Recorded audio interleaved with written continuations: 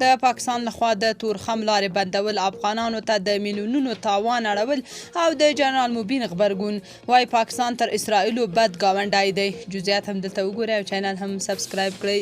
طالبان وایي د تورخم پېښور د لارې بند پاتې کېدو افغان سوداګرو ته میلیونونه افغانۍ زیان اړولی.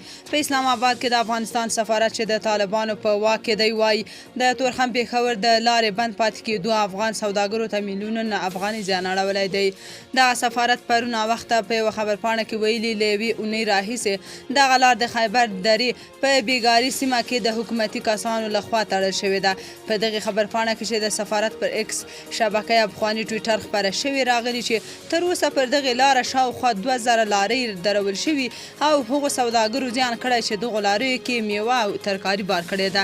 د افغانستان سفارت وایي د لارې د بندولو ستونزه یې د پاکستان حکومت سره شریکه کړې خو هغوی تر اوسه ځواب نه دی ورکړی. د پاکستان سره د سوداګرۍ او ټرانزیټ لارې وخت ناوخت په یوه او بله پلمه بندیږي چې افغان سوداګرو ته پکې زیان اوړي. جنرال مبین غبرګون کې لیکلي تورخم نه تر پېښوره تر 2000 په میوه بار لارۍ له 10 ورځو راهیسې ودرول شوي چې ټول میوهجات او سبزیجات خراب شوي دي او په سلګونه میلیونه ډالر زیان ورسېدلی دی. هغه په کنایوي ډول لیکلي دا اړیکې دې جوړې وي مشکل نشته تر دې اړیکو دې لکونه موټر میوې قربان شي مهمه ښې اړیکې دي.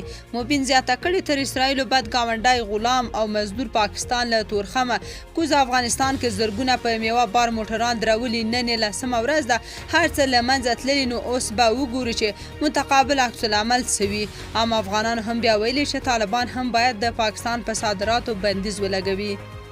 تاسو په دې اړه څه نظر لرئ؟ کومنټ کې شریک او چینل هم سبسکرایب کړئ.